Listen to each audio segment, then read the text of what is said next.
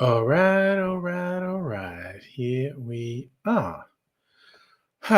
So I'm, was it Tuesday night? Hello, Heine. You're in early. I'm a couple minutes late. What am I thinking of? Bedford and Grand. Yes. Okay. Okay. That's what I'm making. This may be the only one I'm making tonight. Okay. So I'm going to start things off by making a hello, Justin. Got to make the Bedford and Grand. Do it in a coupe and we'll get ready with the cherry as well. All right. Let's do it. Got to get a few things ready, steady, go. I never thought about love. Okay, bring this around. So we're going to do the close-ups first. Get these out of the way because I might not be using it. The Go Pro already.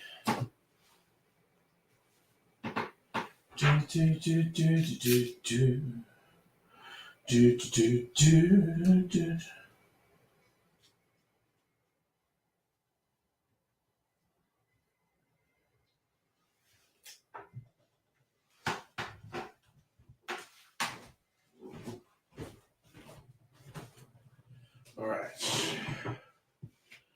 That's the long money. To the money I go. Organising Democrats abroad election party. Oh, I hope it's fun and not depressing. Hey, Greg, how are you doing? So it'll be the Wednesday you take off here, yeah, Justin? Particularly when you take into account fuckery the Republicans have declared in advance they're going to do. It might be weeks without a definitive result. Might, then again, might not. Who knows? And there might be fucking widespread violence in the US as well. It's hard to be sure. Okay, so let's get some stuff ready. That is not ready. Okay. But that's okay. It's okay that it isn't okay. Let's get my coupe. I feel like I haven't put something in a coupe for ages. I put some ice in it to chill the ice. Just like I'm a professional.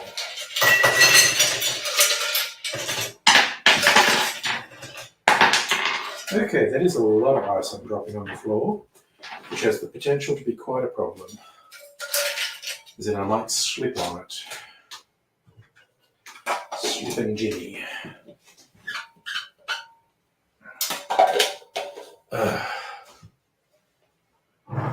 Just getting stuff ready.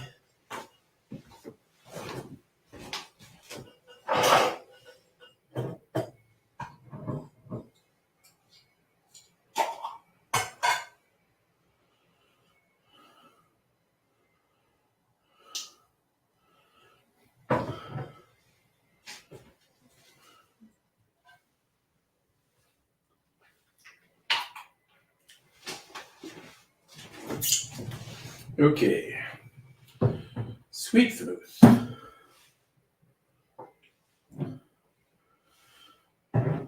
Semi-sweet vermouth. Dry vermouth. Okay.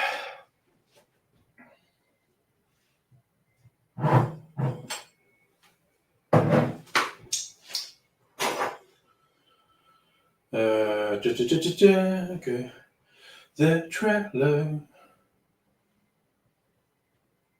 Okay. Bedford and Grand. I didn't get the fucking sherry. I fucking forgot something. God damn it. Okay, rye whiskey.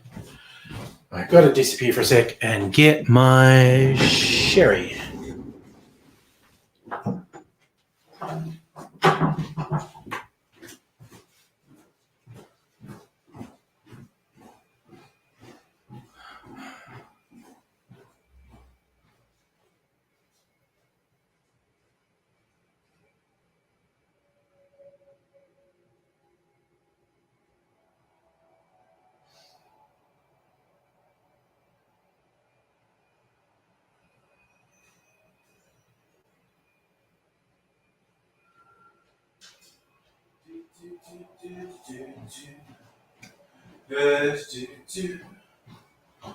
I still no money, and I'm back with my sherry. My sherry more. Okay.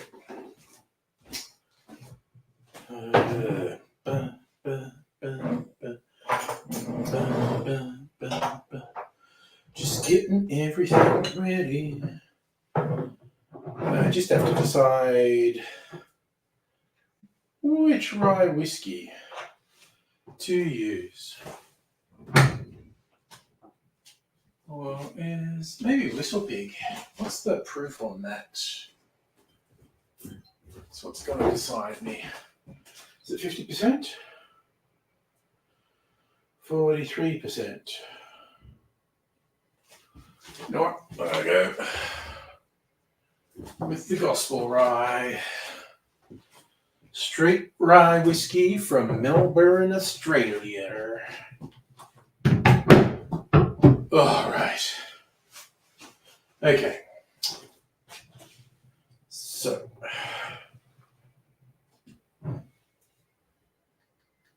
I just thought how to do this. I was going to do it a slow way, and I thought of a fast way to do it. Okay, so quart to ounce. Oh man, that's too much. Fucking calm down. I'll do quarter ounce. That man. And a quarter of an ounce of these.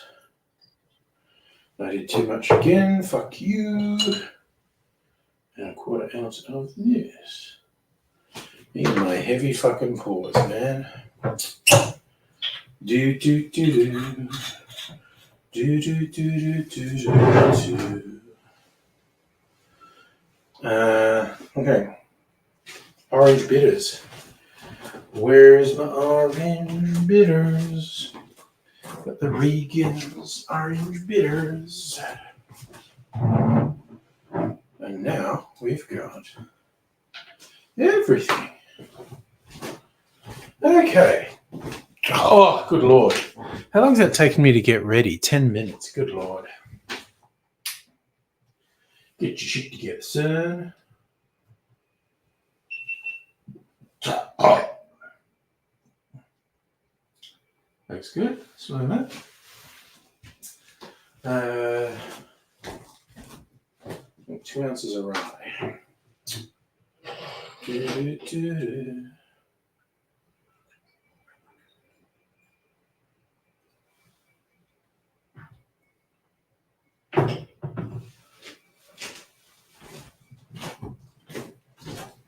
Okie dokie.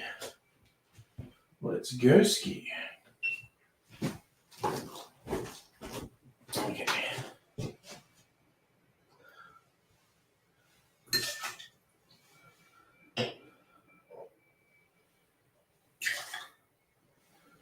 Is that half an ounce of sherry?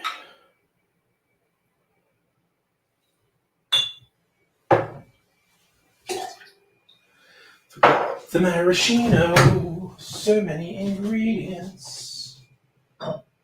Maraschino. Naked maraschino.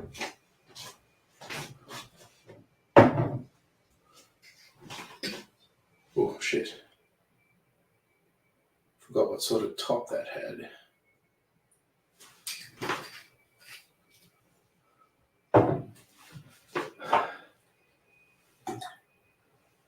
And finally, 2 dashes of orange bitters.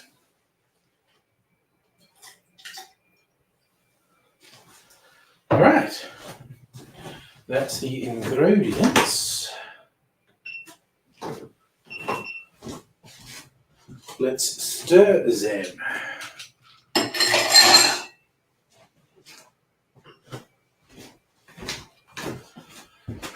Okay.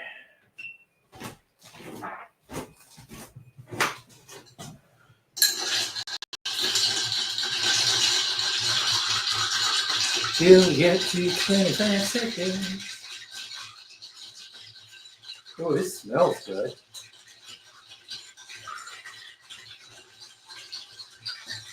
Without anticipation of how good this smells.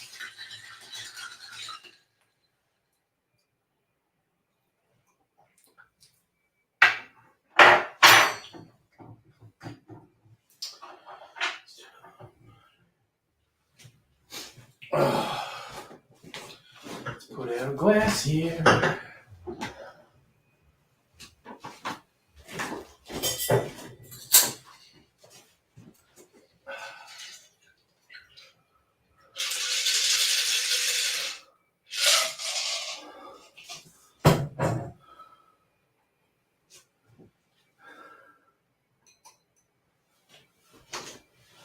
All right, that is the cocktail made.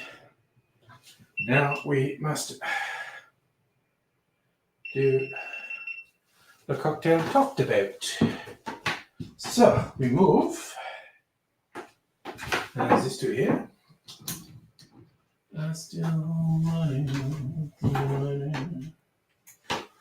to the money. Oh, playing a song before the streamer. Now it's stuck in my head. That's okay though. Okay, let's do this.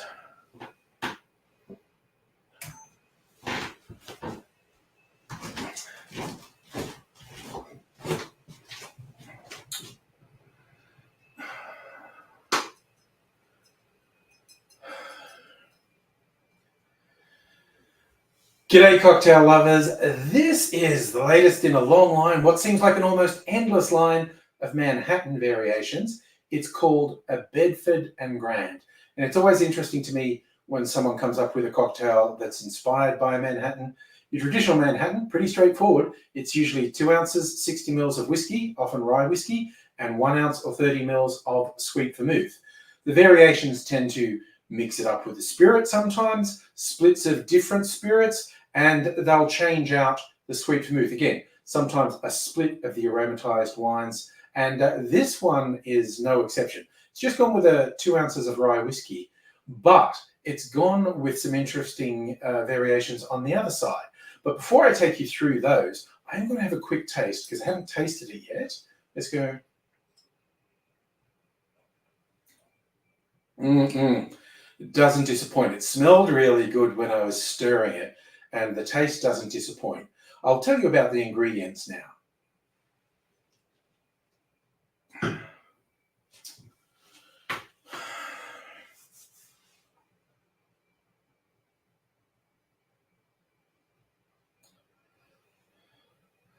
I have a few rye whiskies from both Australia and the US, and I've decided to go with an Australian one, local distillery, The Gospel, Australia's only rye whiskey specialists. There are other distilleries that make rye whiskies, but they also tend to make single malts and blended whiskies. The Gospel just makes rye. Well, they do make some liqueurs as well, but they specialize in rye whiskey. This is their straight rye whiskey, comes in at 45% ABV or 90 proof.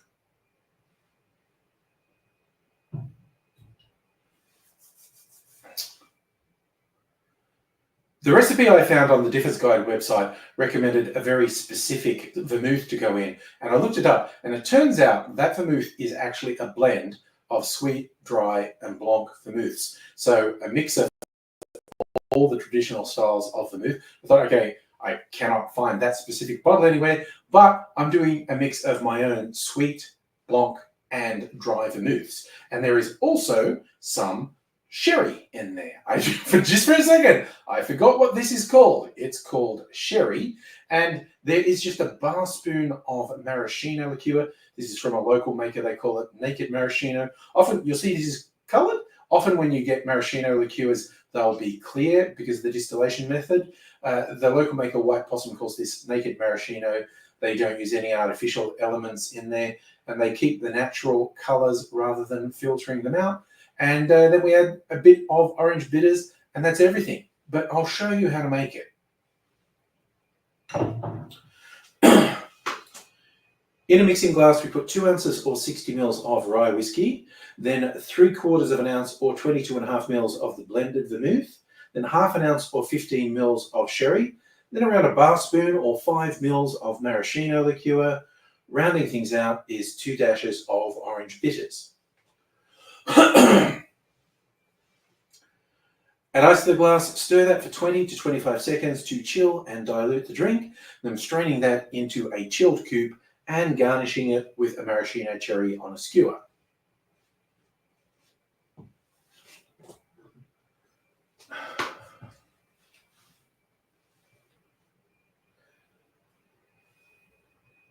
It's not a really extreme change from a traditional Manhattan like some of the variations are, but it's a really interesting drink that's all its own, and I think you'll enjoy it. If you like a Manhattan, you should definitely try a Bedford and Grand. What you should really do is like, comment, subscribe, or just look after yourself, because that's really important, and then come back and see me sometime, and I'll make another cocktail, hopefully give you some inspiration to do something at home, or maybe order it while you're out.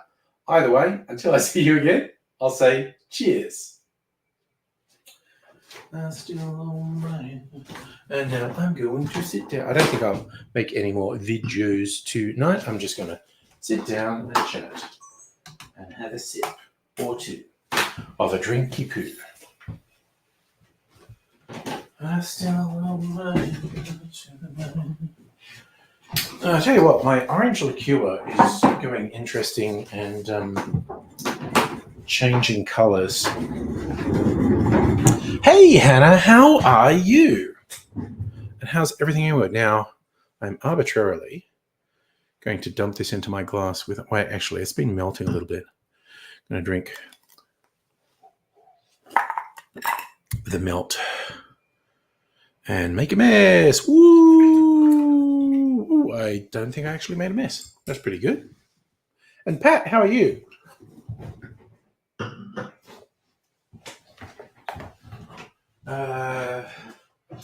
Just going to do this a little bit more. Oh, I forgot my phone. I think I'll just go get my phone and I'll put the lid on the cherry jar as well. Because I don't want any fruit. There's no flies in here. There could be one in here, and I don't want it to get in the cherry. Oh, Pat, I have to ask you about your latest movie review. You went and saw Smile 2 by the looks of it. And I need to understand, what was your rating for Smile 2? Hannah, excellent news. Baby kicking ass. Came off the ventilator, out of ICU, observation ward. Nice. This week, he's out of close observation, rooming in with mum, which hopefully means another week or two at home. Oh, hell yeah to the kick-ass baby who's just going to take shit on his whole life, I think. That was just such a fight and start. Feel like baby is destined to just take everything on as he progresses through life. Don't want to put too much pressure on baby to continue being kick-ass to that degree, but I think baby's got it. Orange peel, orange peel. Do. Can he swing from him? He's got radioactive blood, yeah. Hey, Rottweiler dude. Listening to a beer song on iTunes with swear words. There you go. Beer can make people swear. could be appropriate. So I remember a beer song. I remember 2 beer songs, weird singles my dad or older brothers had when I were a lad back in the day. One was a song about living in New Zealand. It was called Rugby, Racing and Beer. And I go, that's all the locals talk about. It's rugby, racing and beer. Rugby, racing and beer. Rugby, racing and beer. Now all they're mad over it. Rugby, racing and beer. The other one was the Bob Hawke drinking song, back when he was still ACTU president and was an absolutely notorious pisshead. My brother, who was a brickies labourer, had a few union songs. There was another, I think it was an Australian song. I think it was just called The Union. Don't get me, I'm part of the union. Hannah, yeah, no pressure. Come into the world defying the odds. Yeah, I know. I just feel like, the baby's already done. Yeah, Pat, okay, so I did see Discord. And that's why I'm asking you to clarify. Did you clarify it on the Discord? Let me have a look. It says 1 out of 9. You've never given a rating like that. So I wanted to make sure of... Can you explain to me what your rating for Smile 2 is? Before I leap to conclusions, it might have been a typo.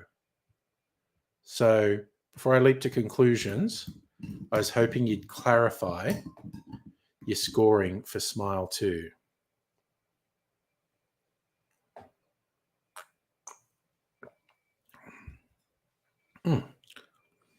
Oh, that's really pleasant. That's really mellow.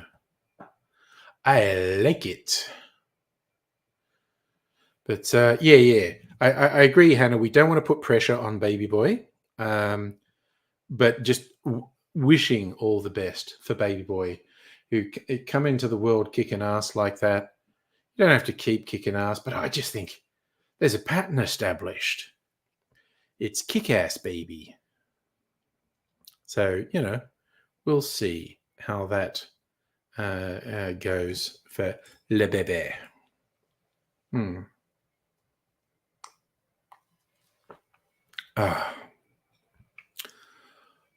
That's some good stuff. What are we doing? Okay. So just looking at another comment on the Discord. 10 out of 9. So not 10 out of 10, 10 out of 9. That's a very interesting scoring. Or do you mean 9 out of 10?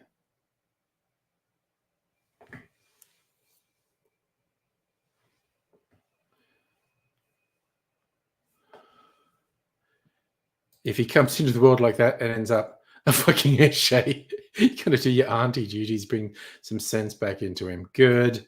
Glad to hear you're on top of things, Hannah. Yeah, no. He has to be real kick-ass, not fake kick-ass like an Eshay.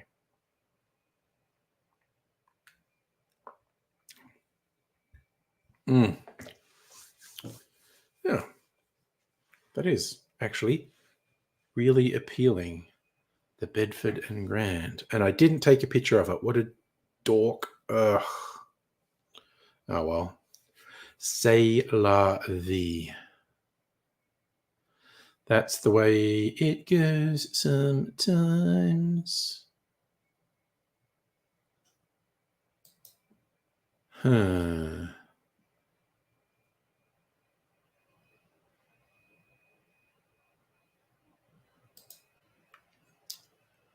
Smile 2, ABC has a review of it just out of coincidence. Smile 2 does what every good horror sequel should, takes the original and makes it gnarlier. There you go. The ABC News reviewer liked it.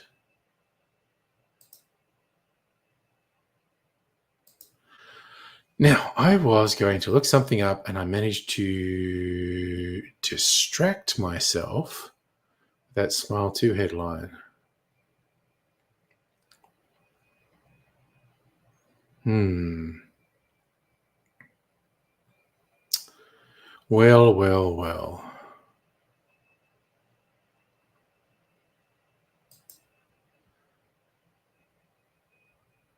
You're interested in going to see Wicked? I mean, that was a really popular musical. Yeah, so you're a fan of the musical. You'd be disappointed if it's crap. Yeah, it's a line ball when they make movies of things like that. It's very hard to predict ahead of time if it's going to be good or not. We just hope for. You're a fan, so hopefully it's good. Hopefully it delivers what fans want. Oh wow! So you're seeing the musical live for the third time this week? Nice. That's good stuff. But hey, musical aviator, how you been? Busy, maybe? Okay, so Pat's saying Smile 2 is weird. I think what you're trying to say is it's 9 out of 10, which would be your first not 10 out of 10 review. Scoring it slightly lower because it's weird. Not a huge fan of casting Ariana Grande. Well, I mean, that's clearly marketing, putting a name like Ariana Grande in the movie. I feel like I give more Wizard of Oz vibes than the musical, and you may well be right.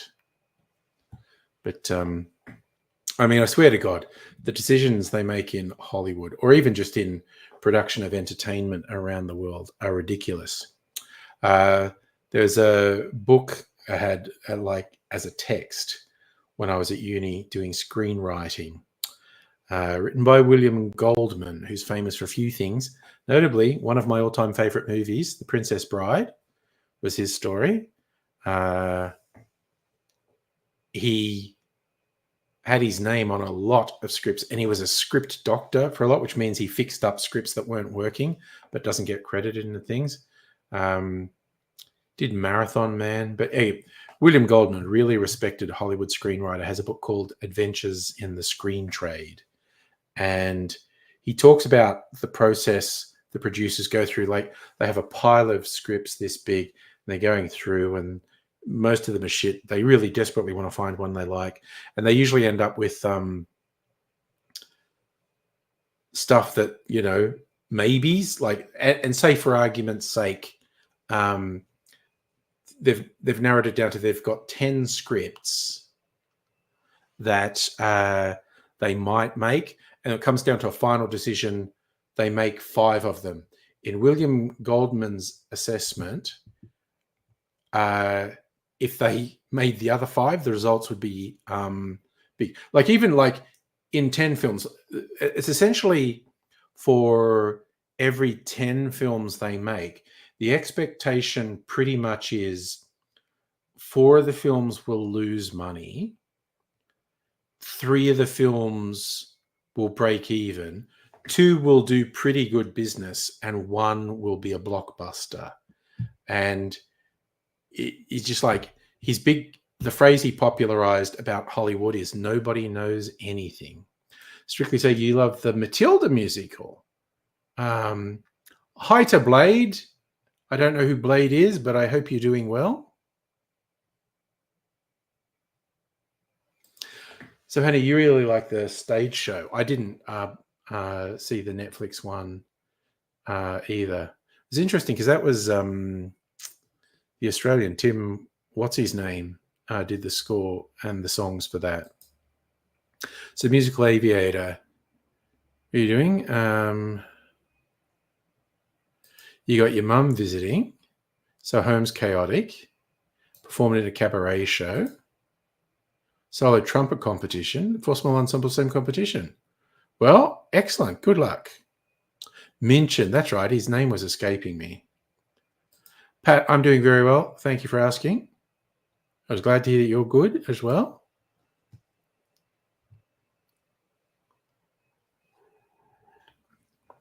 Yes, as I know I'm pressing you a bit, Pat, but I'm trying to be absolutely clear so I don't make a mistake. It's like you liked Smile 2, but it doesn't get 10 out of 10 because it's a bit weird. It's maybe 9 out of 10. That's the vibe I was getting from you. I guess, sometimes these things happen. Movies are weird. You don't hate them, but they're a bit weird. So it's okay. So it's cool. But am I right in saying it isn't 10 out of 10? Because it's cool, it's a bit weird.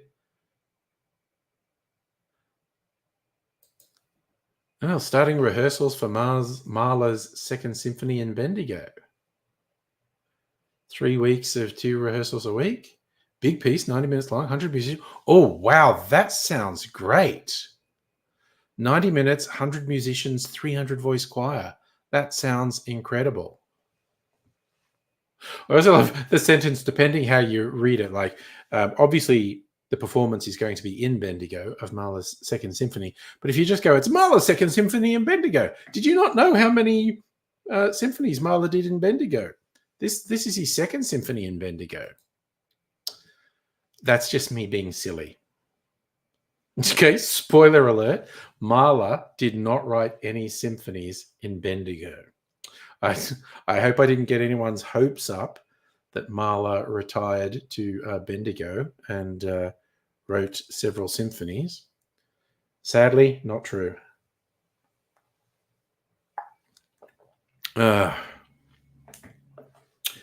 Oof, I'm grooving. I don't know how long I'll last. Like, I've been working I went into the office on Monday, did some meetings, and just went, oh God, I feel, ugh. And so I went home at lunchtime. I kept working when I got home, and I stayed home today. I normally would have gone into the office today, but I stayed home and I worked. And I was fine. But I don't know if it's like a lag. It's definitely not severe. It doesn't qualify as long COVID. I don't know if it's a lagging symptom from COVID. Or I did get exposed to Mrs. Angry's lad had a cold last week. But I don't have any real cold symptoms. But there's this lingering fatigue.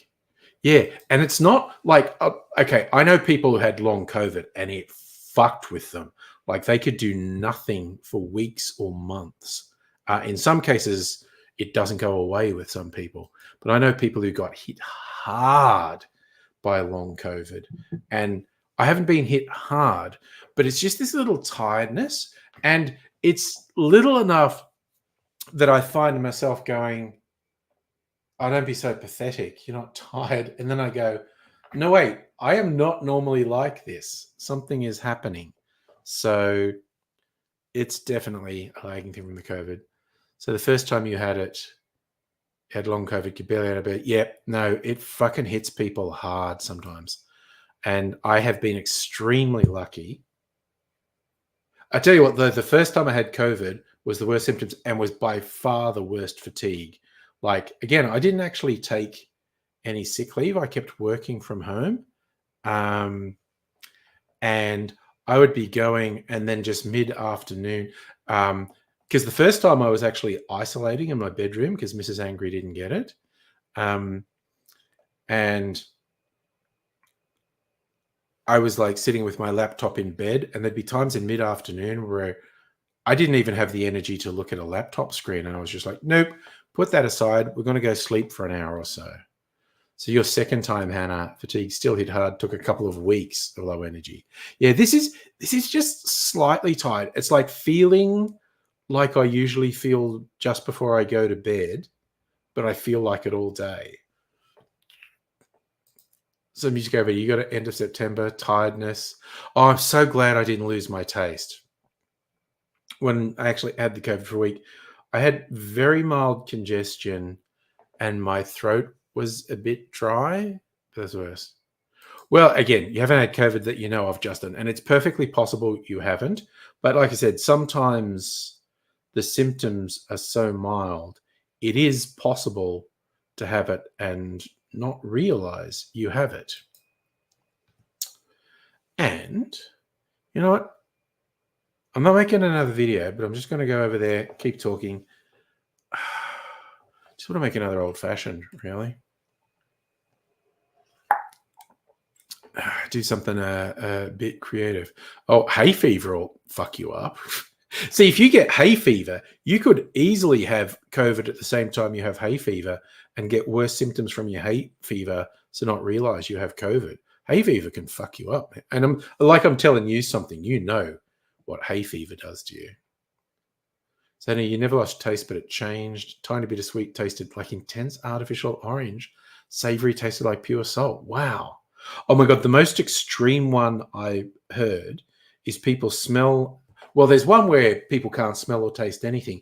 But the worst one was people where everything that they liked smelled and tasted terrible, like literally tasted like garbage or shit. It was awful. And I did actually hear the story of someone whose COVID had affected their taste, so everything they liked tasted like shit, smelled like shit. They had a baby. When they were changing shitty nappies, it actually smelled good. How fucked up is that? You're like not enjoying your food because it smells and tastes horrible, and you go and change a tasty nappy. You go and change a shitty nappy, and you're like, that's not bad. That's nature is fucked up, yo. To do that to you, that is just fucked up. Anyway, all right, I'm gonna get creative. Let's make an old fashioned. What would we? You know what? I was gonna make one with barrel aged gin. I know what I'm going to make it with. Okay. Got all these bottles. Get out of the way. Okay. I'm going to use a barrel-aged gin.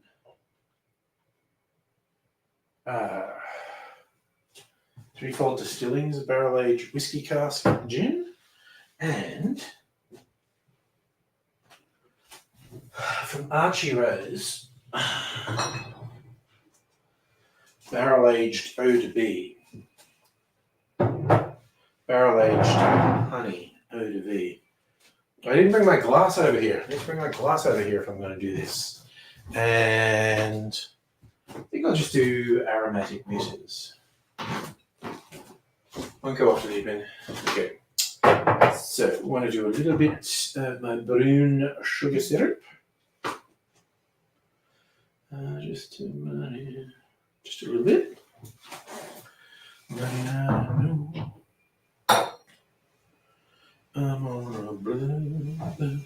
So we'll do some whiskey barrel aged gin.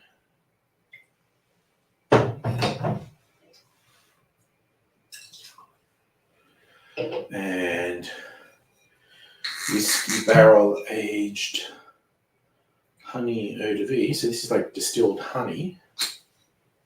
Guess it's like distilled mead, really. And some bitters.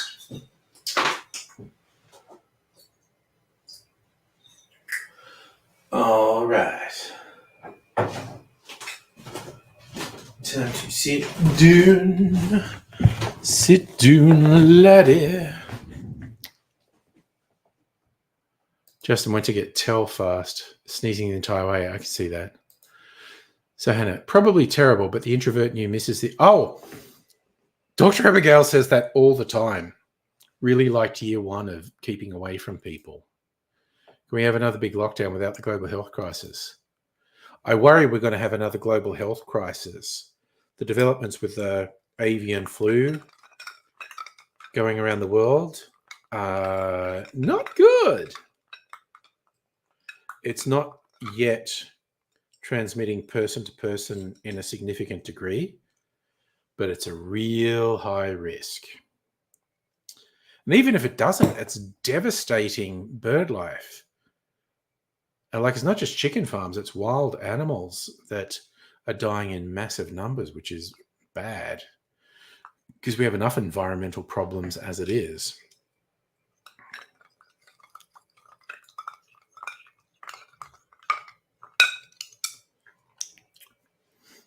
I have to admit, I was pretty okay with lockdowns as well.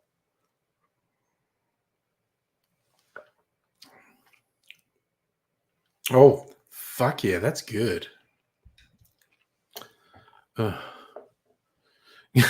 Gastro's going in Sydney. Let's lock down. Oof.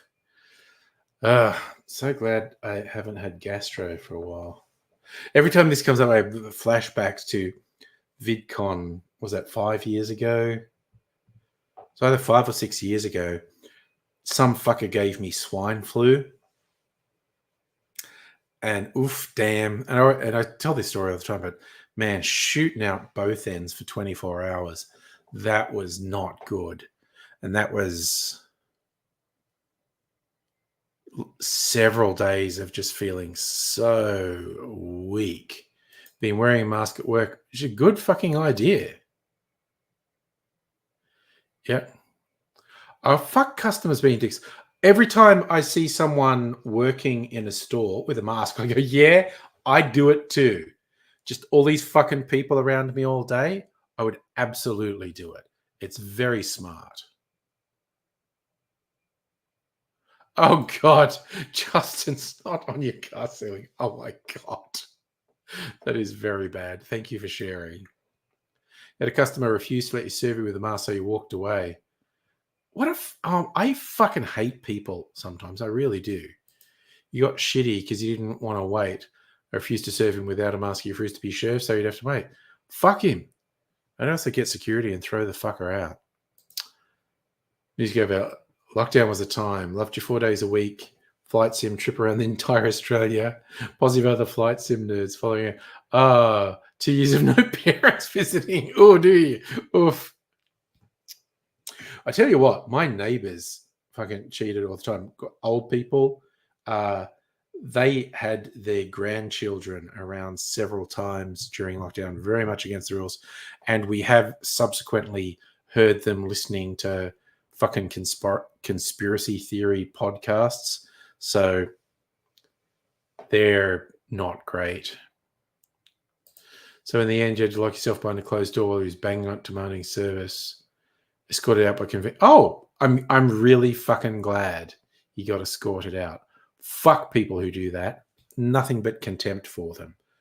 Hate them so much. Like, I swear to God, when I heard the story, these conspiracy fuckwits were harassing, if they saw like nurses who were on their way home, like would stop at the supermarket, who were wearing scrubs, and they'd abuse them because they were saying it's all faking, you're faking it.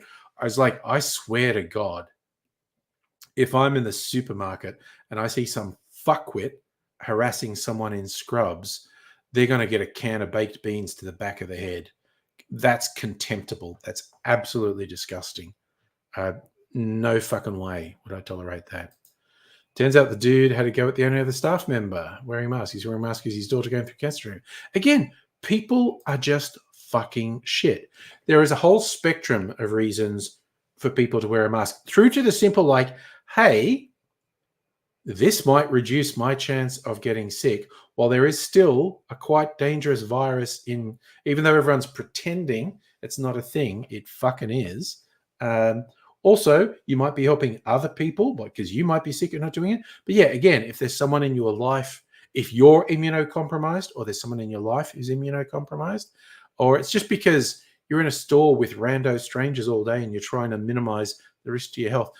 But whatever your reason is, every reason for wearing a mask is legitimate. It is never acceptable to harass someone who's wearing a mask. Your feeling on the COVID conspiracy theorists should have been locked in with COVID patients. Well, I mean, there were some truly mind-bending cases where someone was clearly fucking dying and family members were insisting they be taken out of the hospital because it was all fake. There was some fucking nightmare stories. Yeah, you just don't want the flu. Or even just a normal cold from gross customers, honestly. Right, we had a brief conversation about that. Donald McDonald Trump kicks off his coup attempt. He has made it explicitly clear he won't accept losing the election. The Republicans generally have been gearing up for some large-scale fuckery to interfere with the election results. It could be an extremely troubling time. I don't want to predict anything. It might be relatively trouble-free, but there are a lot of signs that there's going to be problems, like armed people, extremists threatening people at polling stations. God damn. Just on funny Karen video when she was at the airport being arrested, but I'm white. I remember that. Yes. I worked in a hospital for years, never got sick, switched to retail, get every bug going around. Yep. Hospitals clean. General public are disgusting. I mean, I'm not going to disagree with that, honestly.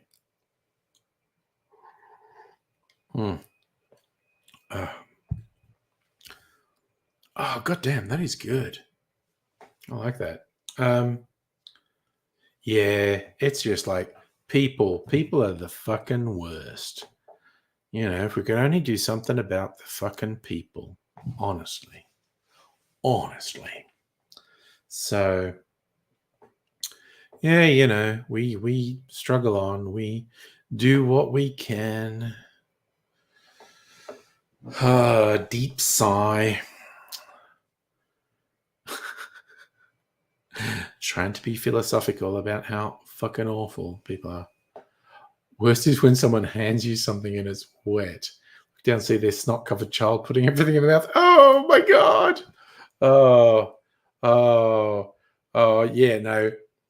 I couldn't work in retail. I'd either go insane or be arrested for punching someone in the head within a week. You're a much stronger person than I, Hannah, is all I'm going to say. I never worked in retail. I worked in fast food, which is every bit as fucking bad, but never actually worked in retail. Yeah, you won't lie. There's a reason you hide out the back a lot, so you won't assault someone. Yeah, fair enough. Just hopefully results are large enough, can't be disputed. It is definitely unlikely. But again, a whole bunch of stuff the establishment Republicans have been saying openly, even if there was a decisive result in Harris's favor, they intend to fuck up the process. They intend to make the whole thing. They intend to make confirming a Harris win, if she does in fact win, they intend to make the process as difficult as possible. It's diabolical what they're talking about. So, Hannah, multiple occasions when other staff have said, I'm surprised. I would have thought you set them on fire. Damn.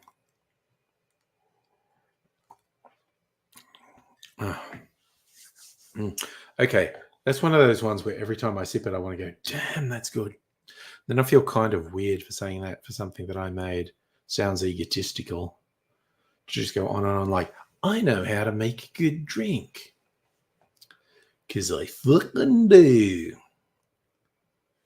The first one, which, I've never made before, was nice. It was really nice. That one, which I've also never made before, but it was like, I'm doing this to a pattern, and it fucking rocks.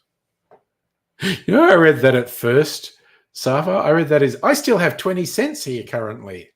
Still 20. We had a massive temperature drop at about 4 p.m. here. What is it now? Yeah, it's only 15 now. We just went from 32 to freaking 20 in a really short time period. And he perfected customer service voice where customers think you're helpful. Walk out back and speak truth about them. Noish. Yeah, that's what I thought. He was talking about having 20 cents. Not going to spend it all at once. That's very responsible, young man. Suffer women, what crap hand? Look, if and maybe I'm naive, but if Trump loses decisively this election, I have hope that the mainstream of the Republican Party will go, we have to stop with the unhinged bullshit. We need to just go back to boring politics, and we're far more likely to win. But there's no fucking telling. It's kind of like in Australia, the Libs are being undermined by the Teal Conservatives. They're not. They like. Oh, I love when someone called them tree Tories because they are actual conservatives. They are. They are old school Liberal Party conservatives. They've just gone like, oh, the far right of the Liberal Party is fucked. We have to pressure them to come back in line. It's kind of like the Greens trying to pressure Labor into being vaguely reasonable. The Teals are conservatives trying to make the Liberal Party be vaguely reasonable. Yes, I have seen people saying that thing about Musk giving away $1 million to people who are registered to vote might be illegal. He's just a piece of shit. I hate that guy so much. Oh, he will absolutely chuck a tantrum, Hannah. No two ways about it. Is that one suffer? Putin interfered with Moldovan presidential and EU elections, and he still lost. Yeah, I mean, it's impossible to predict what's going to happen. And it should be easy because what Trump and his cronies are doing and saying is offensive to a significant majority of the American population. But just the way the system works, it's impossible to say what's actually going to happen in the election. Okay, it's going to be an effort of willpower to not make another one of those. But I'm not. I'm not going to make another one. Did I? Oh, man, did I not bring in my fucking mineral water? What the fuck is wrong with me? Honestly. I'm trying to be responsible and drink something non-alcoholic, and I forgot to bring it in here. Damn, Daniel.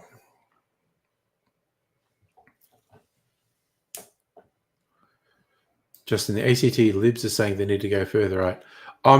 Again, that also happened in Victoria. The Victorian Libs copped a pasting, and you get weirdos going, we need to go further to the right.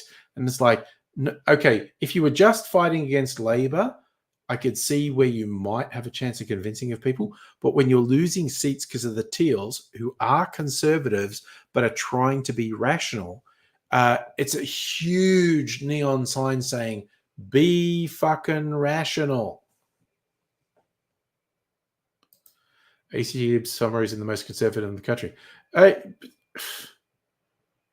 Yeah, I don't know. No repercussions for their actions, Justin? I don't know. But, oh, man, that was fucking good. Fucking yum.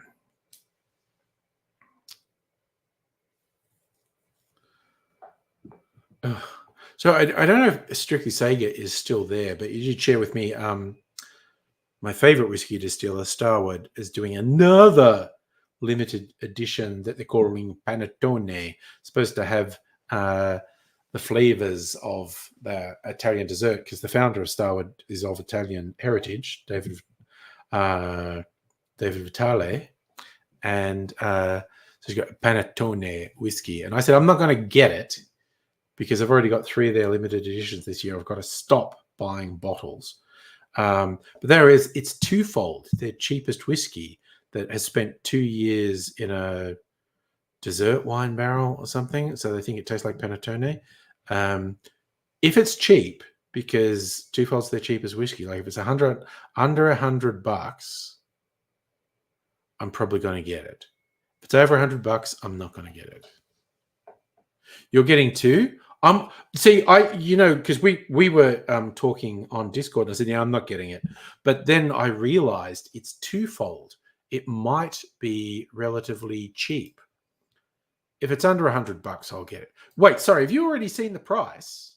I didn't see the price.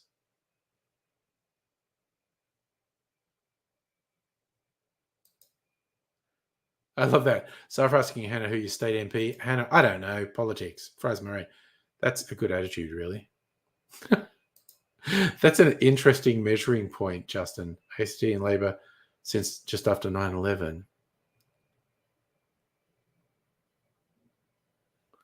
Ooh! November 3rd, Sunday, Fed Square. Near Big Brass. Are you playing? That sounds like a fun thing to go to. A Sunday in Fed Square? Make sure to remind us in the lead up, Musical Aviator. Oh, yeah, I didn't click on the learn more because they're saying like you can pre-order it and it's like the first week in November or something. Okay, fuck it. If it's under $100, I'm going to get it because normally their limited editions are somewhere from 150 to 200 plus, but it's twofold, so it's cheap. Okay, I am probably going to get it actually. Bandstand Sunday, your band will be there. Damn, that actually sounds good. Oh shit, I'm away that weekend. That's the Melbourne Cup weekend. Okay, so I can't go, but I think it sounds like a good thing for anyone who's in Melbourne. He still has like Musical Aviator about NBN Co. I'm not sure Musical Aviator makes executive decisions about what NBN does. Oh my God. It's so fucking good. All right, but I'm going to go and get, because I thought I brought in a friggin' mineral water and I apparently didn't. Or maybe I'll bring in a lemon, lime, and bitters, something different.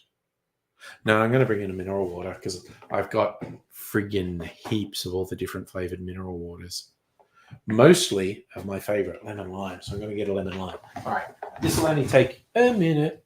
I was going to put the chair out of the way, but no, let's leave Tom Kitten in charge, staring into your soul.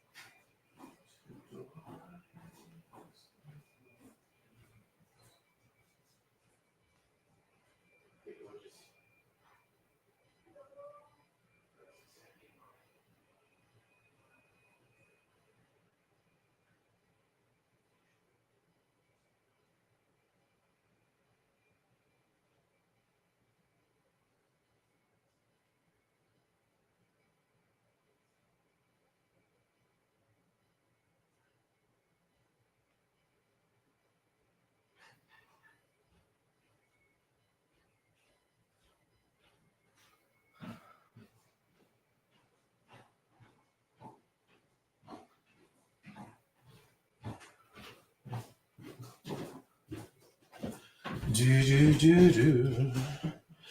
I am back. Here we go.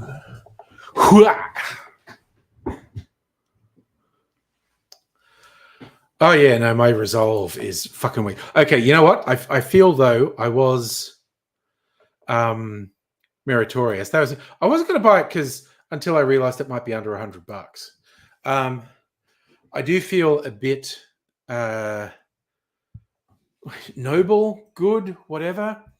One of my other favorite distilleries, Archie Rose, did this release of what they call their archive. Is all their limited editions from the years that they just have a few bottles left that they put for sale. And there's some seriously interesting stuff, gins and whiskies and distilled Vegemite. And I was going, nope. And those were all expensive. Those were like $150 to $250. And I looked at it and went, no. This is kind of cool, but I'm not doing it.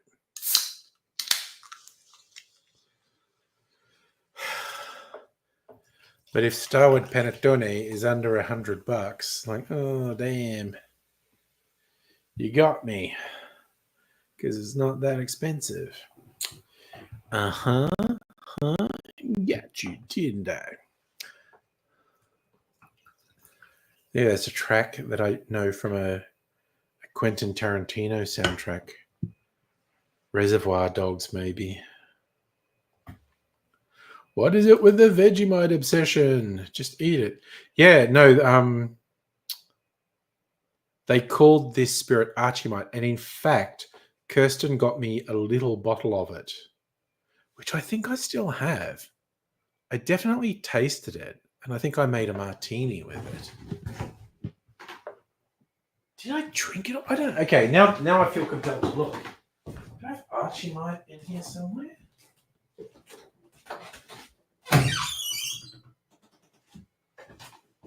All right, what's this?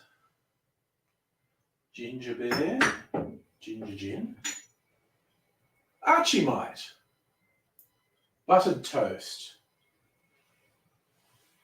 All right, you know what? I'm going to have a little sip of it because I feel like I haven't had a little sip of it for a really long time. You tried Coke flavored Oreo? Tasted super sweet Oreos with Coke aftertaste. Yeah, and the Coke Zero flavored with Oreo tastes like super sweet vanilla Coke with an Oreo aftertaste. Vegemite. The Vegemite. Okay, Vegemite shapes made sense. The Vegemite chocolate just tasted like salted caramel to me. And holy shit, cheese and Vegemite scrolls. Fucking yum. You know, this might be the week. I usually stay strong for several months. And then I'm like, fuck it. I'm getting some Sebi scrolls. I might do it this week. They do a cinnamon scroll and a cheese and Vegemite scroll, and they're both super fucking good in really different ways. Okay. Oh shit, this fucking smells like buttered Vegemite toast. I swear to fuck, this smells like butter Vegemite toast.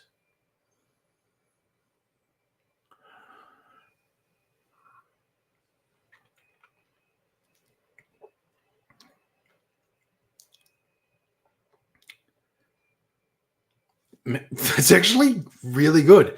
It's like this would definitely make a good dirty martini. It's like an umami gin. Oh, that is actually pretty good.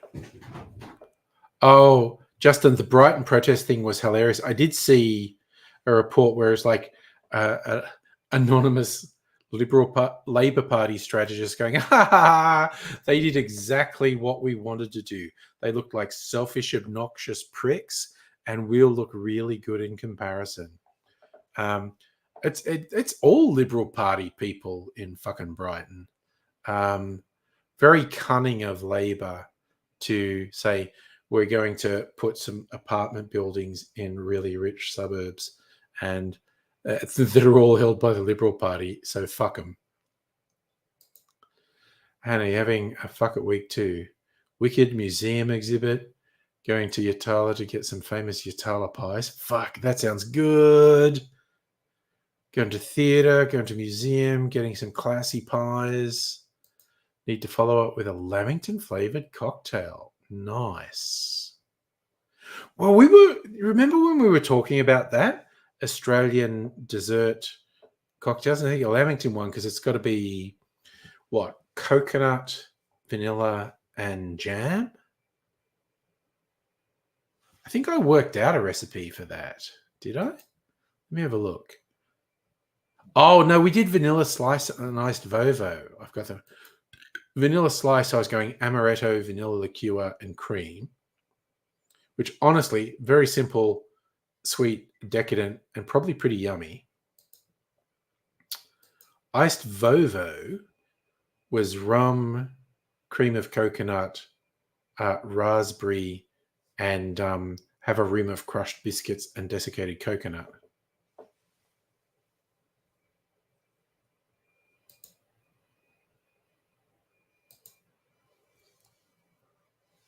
Hey Celtic, how you going?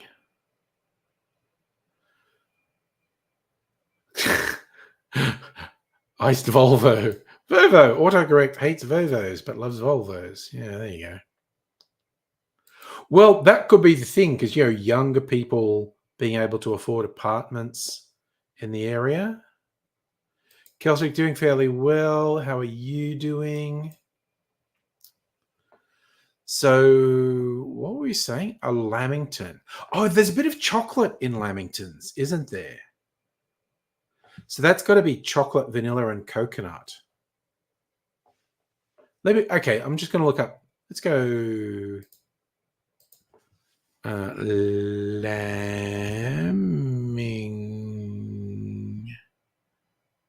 Lamington recipe. Oh, Women's Weekly. We want a Women's Weekly Lamington recipe. Classic Lamingtons. So, eggs, sugar, butter, coconut, and chocolate icing. Okay. So it's got to be, I think, vanilla, chocolate, and coconut. So that's pretty easy. Coconut rum, vanilla liqueur, and chocolate liqueur. And that's Lamington.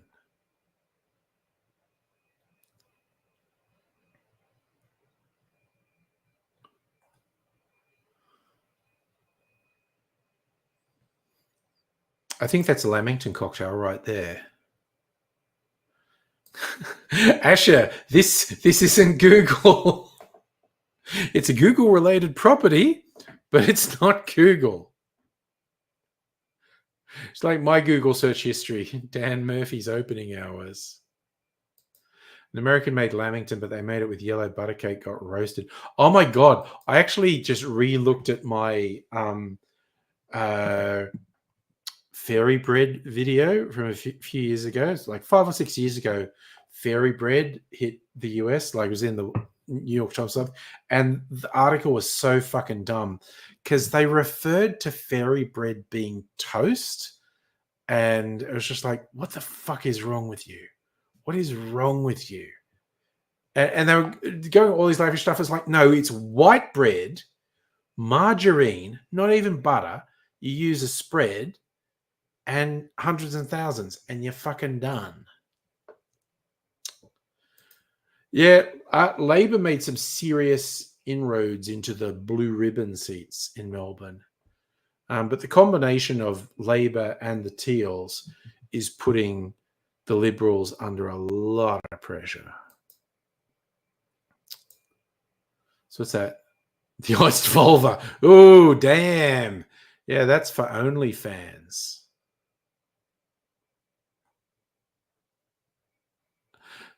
I think the iced vulva is a very safe cocktail. Nice. So yes. Oh my God, we could have all manner of silly jokes on that, couldn't we? God,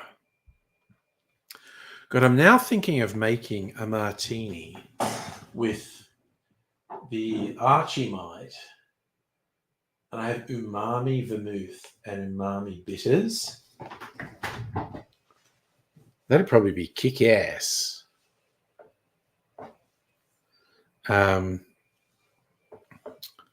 That's my take anyway. That would taste good.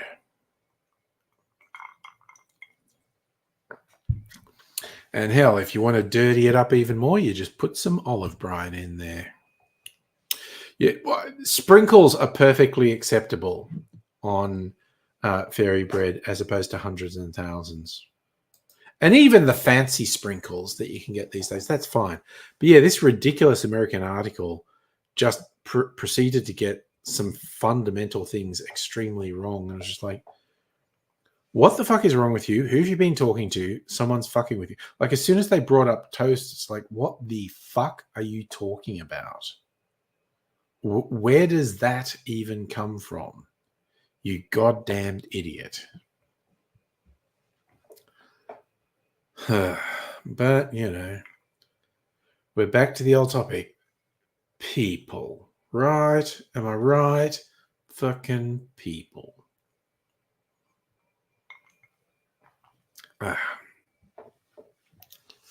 So I feel like we keep coming back to that. It's the source of all our problems. People. If only we could do something about them, basically. I tell you what's also good as a fairy bread substitute. Sprinkles, hundreds of thousands, jelly crystals. White bread, spread, and jelly crystals. I used, like when I was a kid, I used to make jelly crystal sandwiches, which tells you a fuck of a lot about me. I mean, Mars does have no people as a fucking benefit, honestly. So I always laugh when you get fucking Elmo Mush talking about Mars. That cunt's not going to Mars. Because even if some pioneers do go to try and set up a Mars colony, it will suck. It will be shit. And there's no way that fucking lazy, pampered fuck is going to go on an actual difficult frontier. He's so full of shit, that piece of garbage. I would imagine Brighton does have one of the largest Liberal parties, Well, Mrs. Anger and I used to go to the movies at a cinema in Brighton, and it would make us feel young because most of the people going there was so fucking old. Incidentally, that exact spot where Labor had the launch about these apartment buildings, it was a pub. That was where Mrs. Anger and I went for last date night, across the road from there, a place called Bobby Pearl, which is Asian fusion. Great food, great cocktails. But the pub where Labor did this announcement, that actually looks really good. We're probably going to go there at some point. Not next date night, but probably at some point. Also, there was a little place called Societe right next to the train station. So it's kind of like there's 3 places you want to check out that are all right next to each other there. Will kill you. Mars will kill you. Mars will definitely kill you. I read a really good short story years ago, and it's these people who were training for a Mars mission, and you didn't realize in the first thing they're training for Mars. It's like they're on Mars and they're doing stuff, and something goes wrong, and this goes wrong, and then someone gets a suit rupture, and they go, I'm dying. And when it all goes to shit, someone hits a red button, and all these flashing lights go off, and they're not really on Mars. It was a simulation, and they're doing NASA simulations, and their bosses keep saying, you need to stop hitting the escape button because you do that too early and whatnot. And they go, well, he was going to die.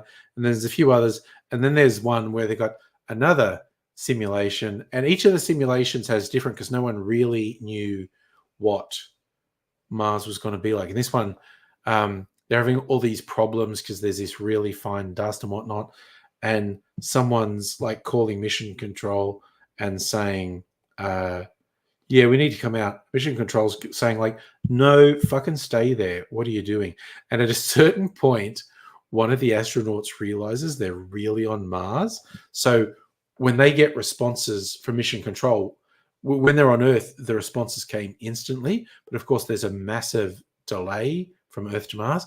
It was just a really good short story. But anyway, it was Half Moon. Yes, Half Moon is a pub restaurant thing. It looks really good. Going to go there at some point. You live 2 minutes from there. Okay. Yeah, Half Moon looks good. Raise, let's all pay. You're willing to go? Check it out? You got it? Dude, I'd fucking trust you. I would trust you to check it out, honestly. Come back with an honest appraisal of what's happening.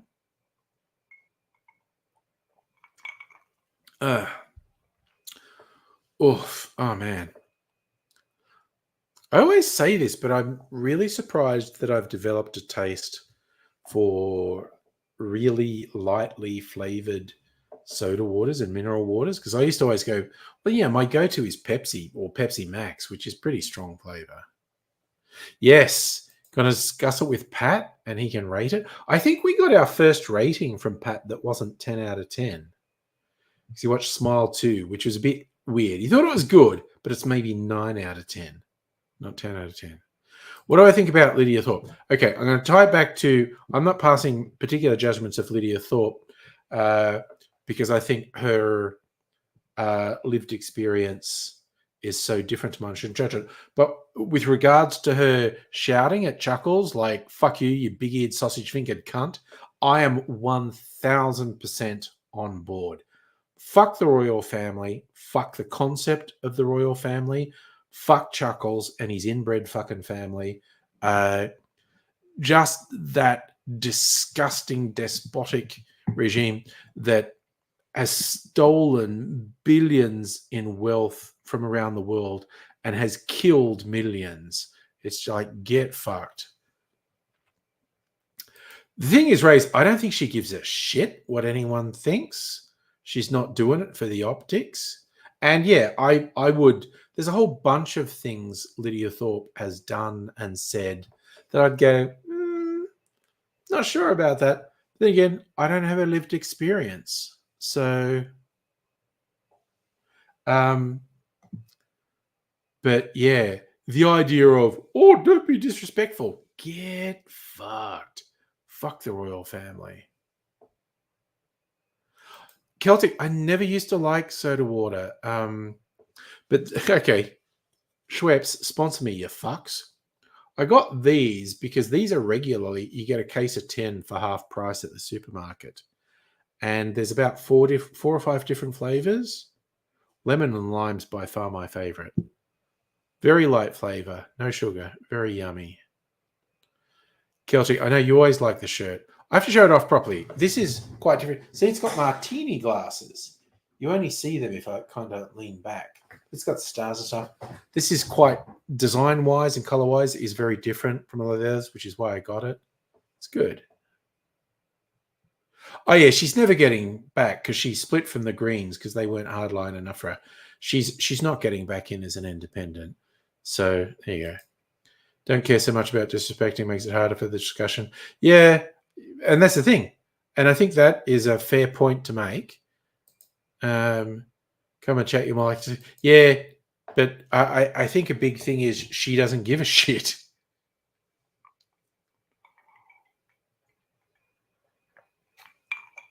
I don't think she was trying to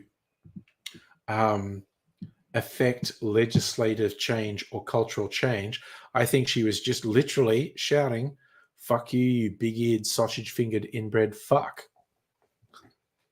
So I think she did what she wanted to do. Oh no, Safa's having NBN outages. What?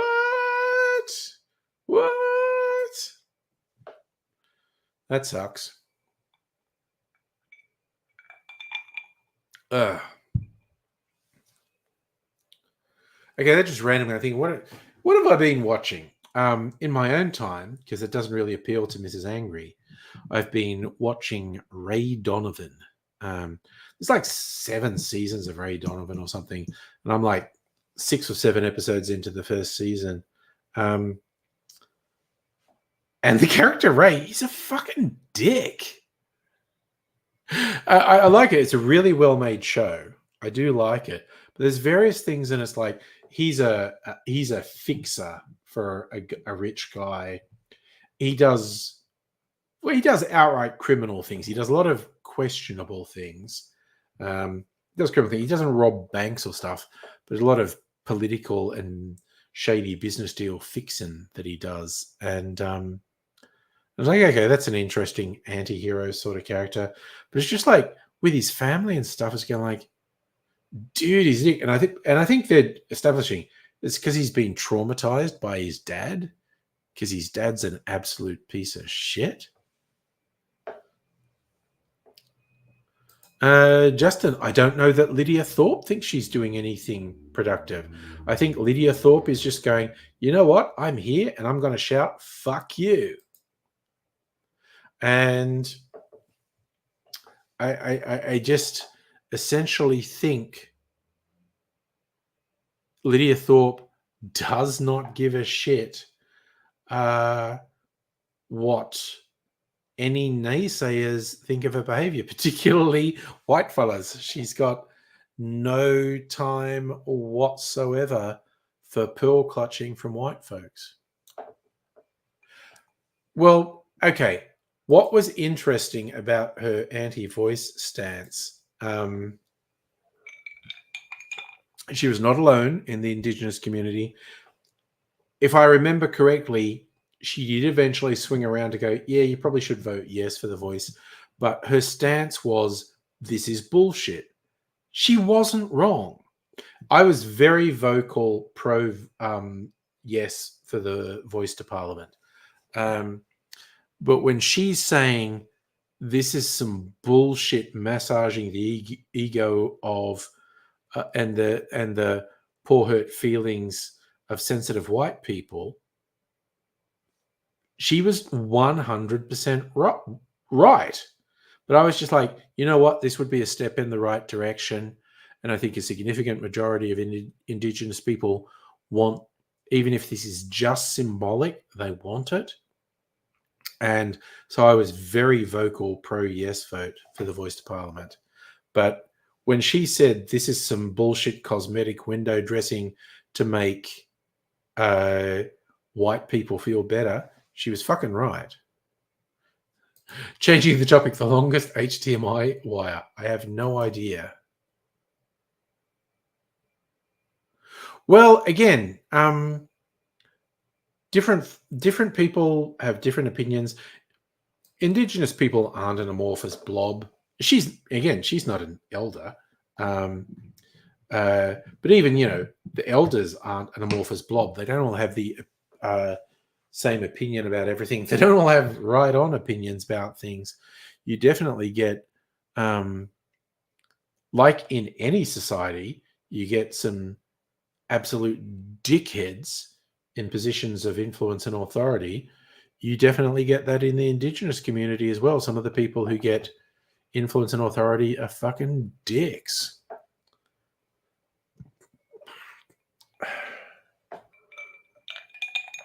But I think probably a big question, Rays, is do any of the elders fucking want to be in Parliament?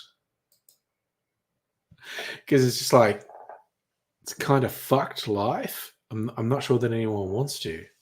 But, we'll see what we see. Was it her dad? Did her dad rip on her? Okay, let's see if I can find that. Let's see if I can find something. Lydia Thorpe, father.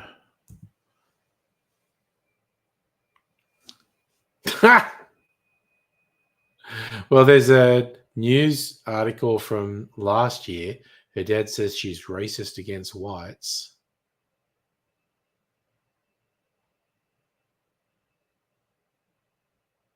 So that's from a year ago. Okay, I think there's a bit of a schism between Lydia Thorpe and her dad.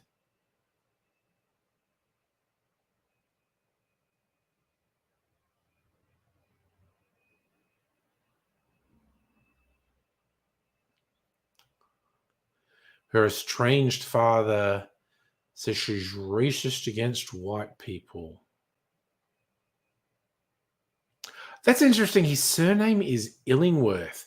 Okay, there was an old name that was given to Indigenous people, Shillingsworth. And that has a meaning that's literally what it sounds like, a Shillingsworth. But anyway, there you go. Celtic King, no. That sort of shit is so difficult and so expensive.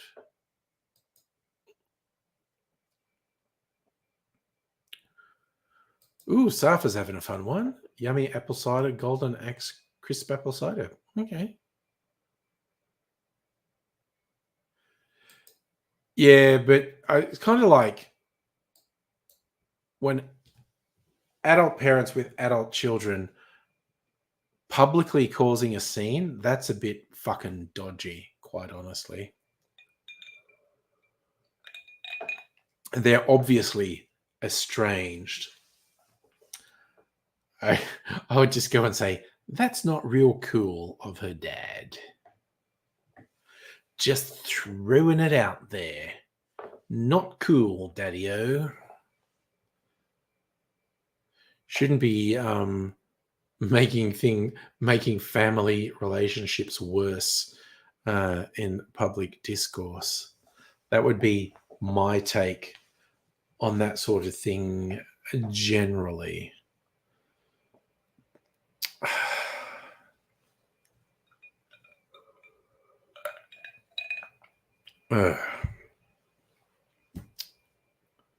I did have some cider recently. I went out to the Flying Brick, my favourite cider maker, out past Geelong. Their cider is fucking great. Oh my god, yes, you got that fight with a bouncer. Yeah. Yeah. You reckon the aggro from the dad has passed down to the daughter? I mean, maybe. I would definitely go. It's not cool for the dad of a public figure to go and shit talk them. That is not cool. Sorry, did I answer your dinner and CBD question?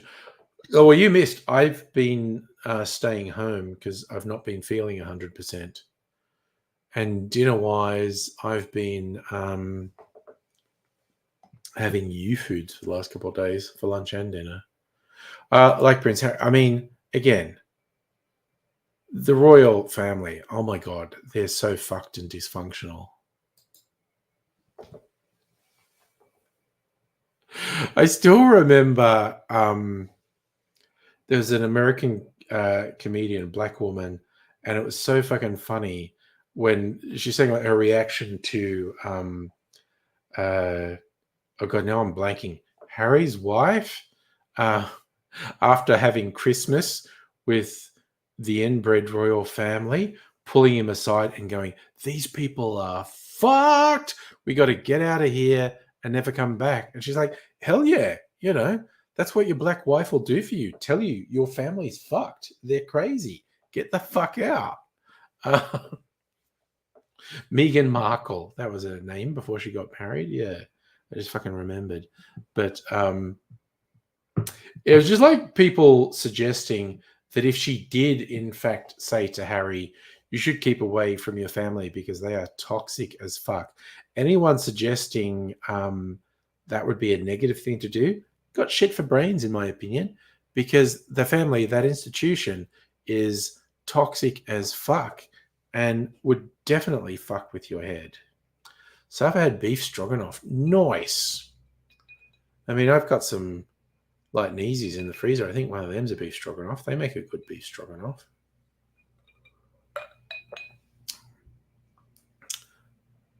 No, I would say, Justin, not comparable to other families. They are an institution. They go beyond normal family dysfunction. They are a sick and twisted institution that's based on oppression and exploitation. Everything about them is fucked. They are not like any other family. Why are the Royals even here? I don't know. I literally think Chuckles just wanted to come here once in his role as king, because that motherfucker is sick as fuck. Like, there are all these stories like he's traveling with several physicians and bags of blood because that fucker is just unwell. He is not going to last very long at all. So I think he just wanted to travel here once as king, and that would make him feel good.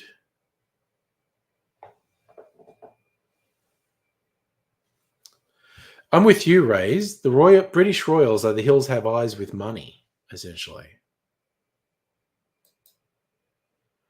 Oh, I'm 100% behind getting out of that lot because they're toxic and fucked.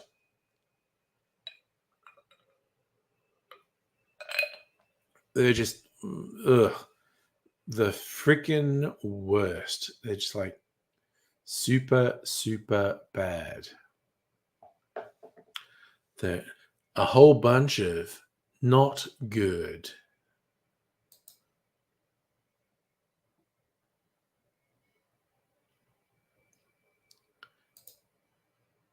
It's a whole thing.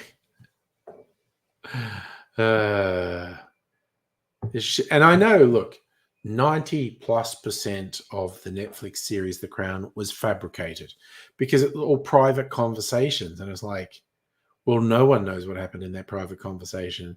And so 90+% of The Crown was fiction. But I think it was pretty good at capturing a vibe. I think the vibe might have been right. Keep in mind, it wasn't all that long ago. The royals sending black intense to slaughter. Oh yeah, no. I'll never forget the British royal family for the barbarity they exhibited in the 20th century. Not just in Ireland, but what they did in Ireland was particularly bad. I forget it was Australian comedian Nazim Hussain put a thing on Twitter with King Charles should not be judged by the past actions of his family unless he's living off their wealth and heritage, which of course he is. It's like, well, if you don't want to be judged on the past, then, stop living with all the benefits of that past. You see, Harry has said the Crown's accurate. That's one thing. I think they got the vibe right. Like the actual dialogue and scenes and whatnot were fiction. Pretty good vibe though, I think. And the vibe was, yo, this shit is fucked. That's my summary of The Crown. Yo, the British royal family fucked up. There's some real fucked up shit happening there.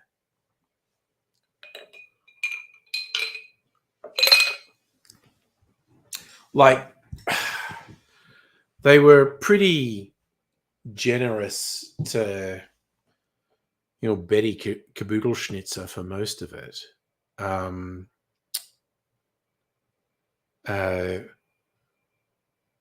But yeah, there was still the undercurrent of, oh yeah, this whole thing is fucked. There's something wrong with it.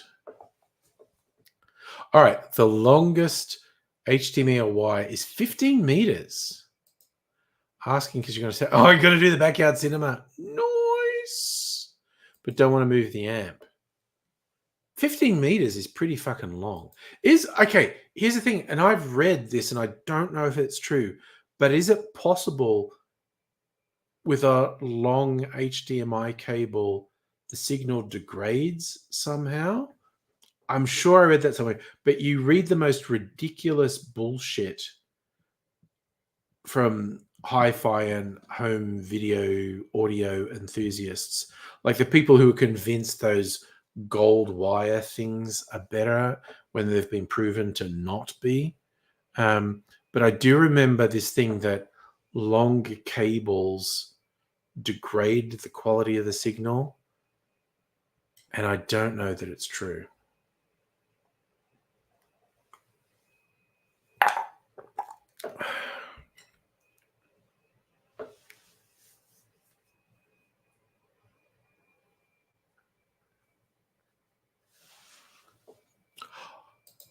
Yes, gold plating is obviously bullshit, but okay, so 15 meters is the maximum to keep a stable connection. Okay.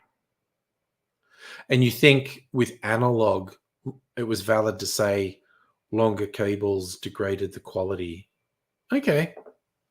See, because I am definitely not an expert, I do remember reading it. I have no idea how accurate it is.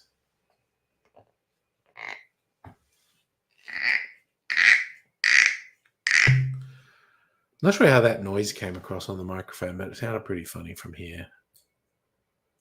Very sticky stopper.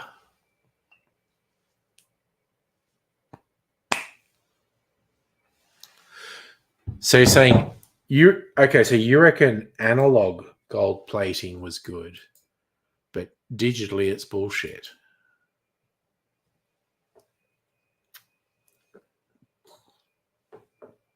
Okay, yeah. Well, and the whole thing, the hi-fi obsession goes back to at least the 1960s, if not earlier, where you get weirdos who get super obsessed with their technology. And well and good. I remember, I think my dad and all my older brothers had some weird stuff. There was this box set of vinyl albums of the Stan Freberg radio show. And it was apparently a literal radio show that did a lot of comedy. And they collected a bunch of the comedy sketches onto these albums, and I listened to them a lot. And there were some really good sketches, some of them quite long, but there was one about hi-fi obsessives.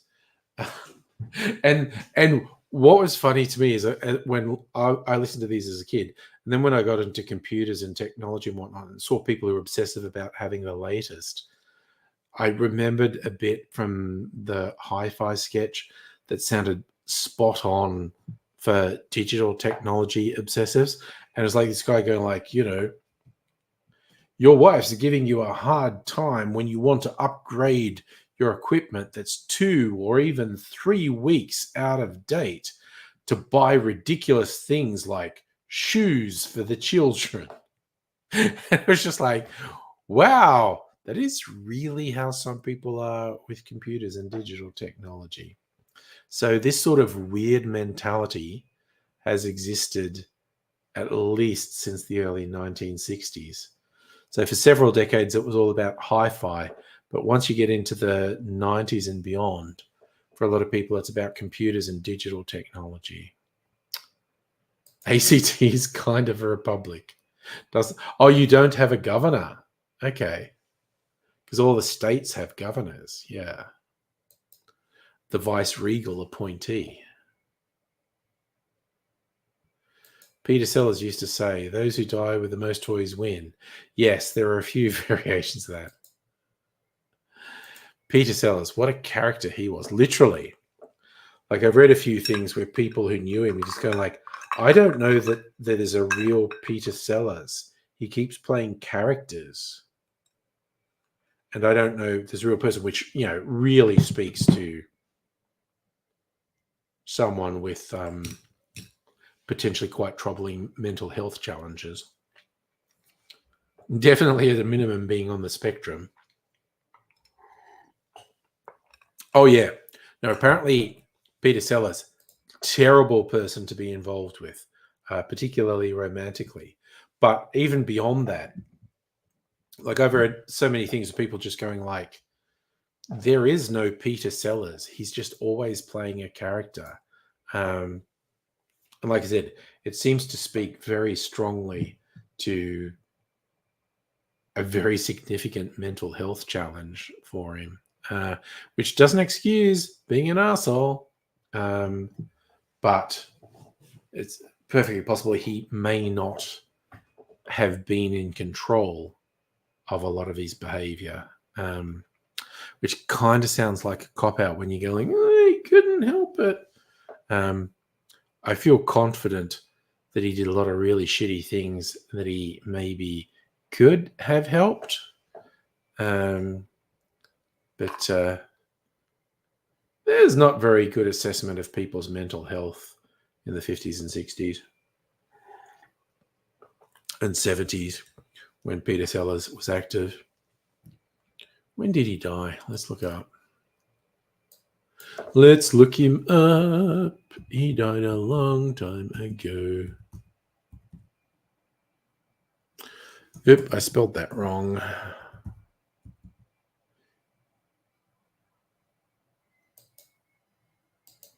Oh, what the fuck? Okay, Peter Sellers. 80. He died in 1980. Okay. 25 to 80. So he was only 55. That's fucking young. I say that wistfully because it's younger than me. Damn. And he's only also spouses. Let's have a look. Who did he marry?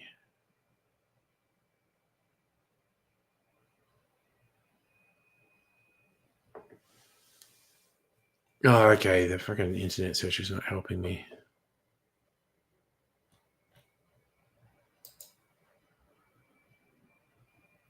He didn't go to a psychologist. He went to a fortune teller. Yeah. Just as saying, the chief minister is elected by parliament. I thought the chief minister was like the premier, but I don't know.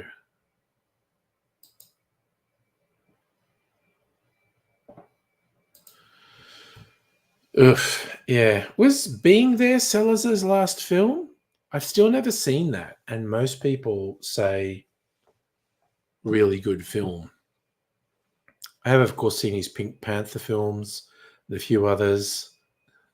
The one he did, The Party, which today would be a bit frowned upon because he's doing a caricature of an Indian actor. Very silly 60s. I think everyone was on cocaine and LSD when they made this movie.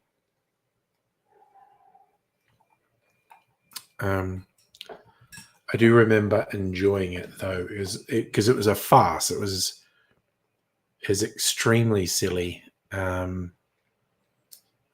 silly in a good way.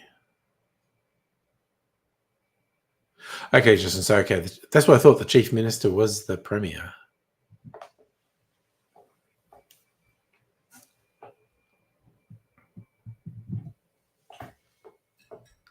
So.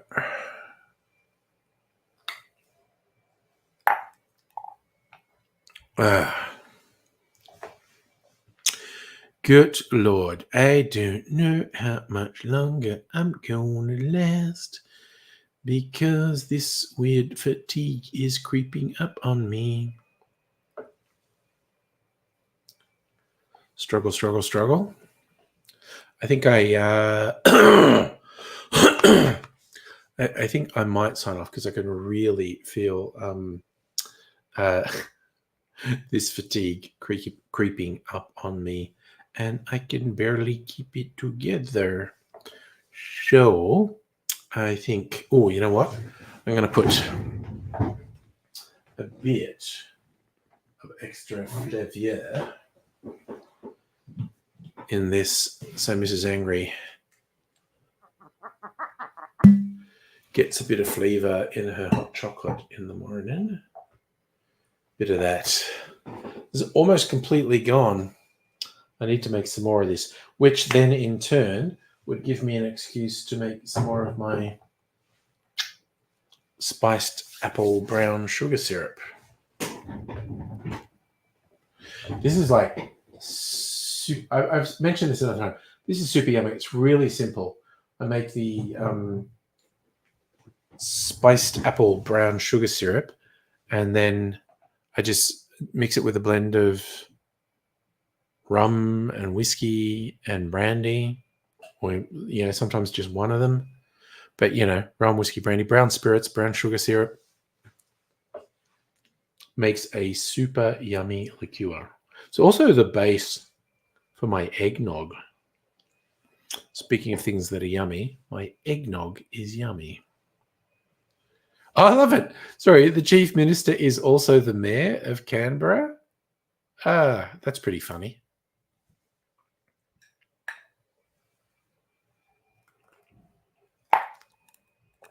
A little bit more.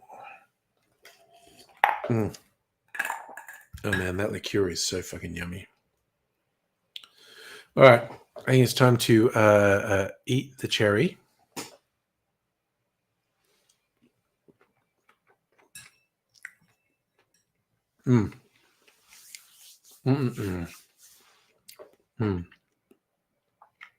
Very goddamn yummy. I am like, okay, yep, no, I am definitely fading. So I'm going to wander off and go to Sleepy Bobos. All things being equal, assuming this whatever the fuck is making me feel like this doesn't get any worse, I will be back to stream on Thursday and Friday, but not Saturday because it is date night. That's what I think of when people say the ACT. Justin and I go, "What's a quirky jurisdiction?" It is an interesting and unusual place, and has a multitude of differences to the other capital cities in Australia. But anyway, you fine and funky folk, please take care. I will see you another time, but I'll go out with the animation and say bye for now.